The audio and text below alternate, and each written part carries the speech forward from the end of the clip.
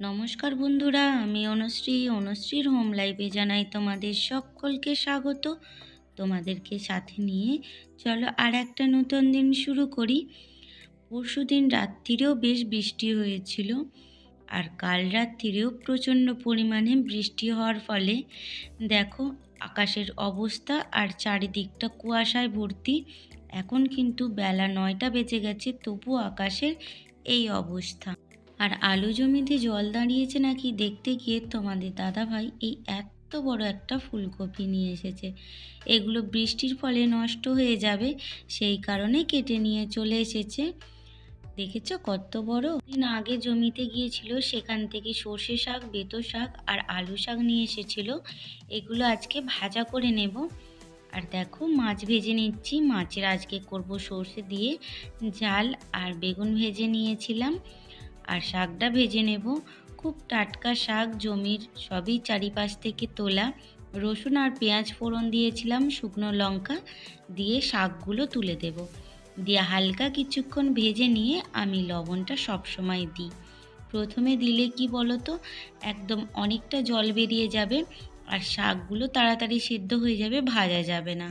আর একটু পরে যদি শাকটা তোলার কিছুক্ষণ পরে যদি লবণটা দিই, তাহলে শাকটা খুব ভালো ভাজা যায়। এই দেখো শাকটা আমার ভালো ভাজা হয়েও গেছে।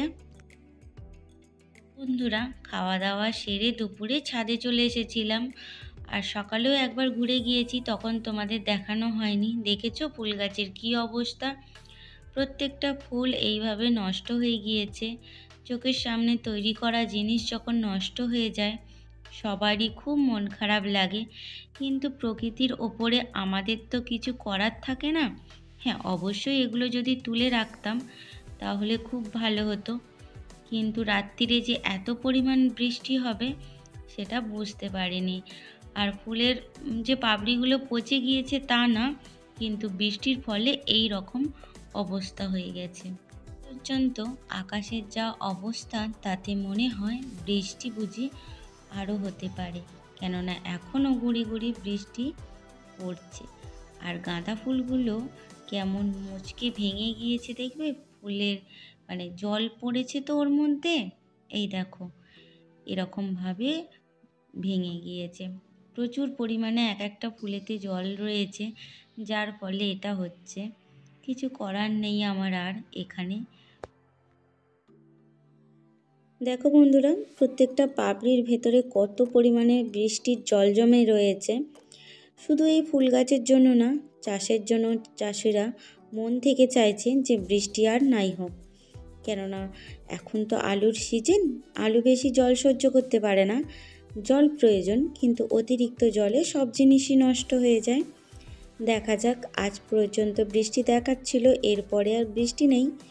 এবার আশা করি হয়তো বৃষ্টিটা আস্তে আস্তে কমে যাবে। আমার নতুন বন্ধু, পুরাতন বন্ধু, তোমরা যারা যারা আমার ভিডিওটা দেখছো, মন থেকে জানাই তোমাদেরকে অসংখ্য অসংখ্য ধন্যবাদ। নতুন বন্ধু তোমরা যারা দেখছো, প্লিজ চ্যানেলটা সাবস্ক্রাইব করে আমার পাশে থেকো। এবং আমার সকল বন্ধুদেরকে আমি প্রতিদিনই বলে থাকি, তোমাদের যদি ভালো লেগে থাকে আমার ভিডিওটা, প্লিজ একটা লাইক দিতে ভুলো না। কিন্তু তোমাদের লাইক কিন্তু পরবর্তী ভিডিও বানাতে আমাকে অনেক উৎসাহিত করে। বন্ধুরা, সন্ধ্যাবেলা এই যে করে নিচ্ছি মূলোর খোলাচি বা মূলোর পিঠে। মূলোটাকে কুড়ে ভালো করে রসগুলো নিংড়ে হালকা করে ভাপিয়ে নিয়েছি লবণ দিয়ে। আবার চেপে চেপে ভালো করে রসটা নিংড়ে ফেলে দিয়েছি। এরপর মধ্যে দিয়ে দেব চিনি আর দিয়ে দেব চালের গুঁড়ি। দেখো বন্ধুরা, এতে পরিমাণ মতো আমি চিনি দিয়ে নিয়েছি। এবার চালের গুঁড়িটা দিয়ে ভালো করে মেখে নেব। বন্ধুরা, আমি তো তোমাদেরকে দেখালাম যে কিভাবে আমি এই মণ্ডটা তৈরি করেছি। তোমরা চাইলে চিনির পরিবর্তে গুঁড়ো ব্যবহার করতে পারো। হ্যাঁ, অবশ্যই একটু স্বাদ অনুসারে লবণটা অ্যাড করবে। আমি হয়তো ওখানে বলতে স্কিপ করে গিয়েছিলাম।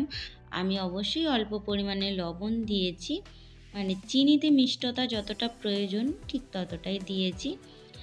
আর আমি অনেকগুলো এর আগে করেও নিয়েছি। আর এই দেখো হাতের সাহায্যে এইভাবে ছোট ছোট আকারে চেপে চেপে এগুলোকে বসিয়ে দিচ্ছি।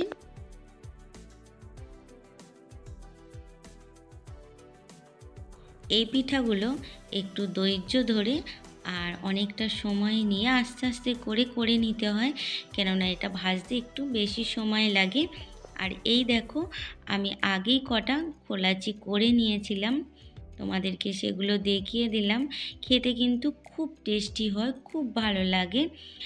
আর গরম গরম তো কথাই থাকে না, ঠান্ডা হয়ে যাবার পরেও বেশ ভালো লাগে। আর এই যে আমার এক দিকটা হয়ে গেছে পিঠাগুলোর, আরেক দিকটা উল্টে দেব। মানে হয়ে গেছে বলতে এখনও একে ভালো করে ভাজতে হবে, কিন্তু এক পিঠটা বেশ সুন্দর হয়ে গেছে। পর্যায়ে এসে অল্প অল্প তেল দিয়ে আমি ভেজে নেব। আমি সর্ষের তেল ইউজ করেছি, তোমরা চাইলে তোমাদের ইচ্ছা মতো যে কোনো সয়াবিন অয়েল ব্যবহার করতে পারো। চলো তাহলে পিঠেগুলো আমি করে নিই, আর ভিডিওটা এই পর্যন্ত রাখি। দেখা হবে আবার নতুন একটা ব্লগে। ভালো থেকো।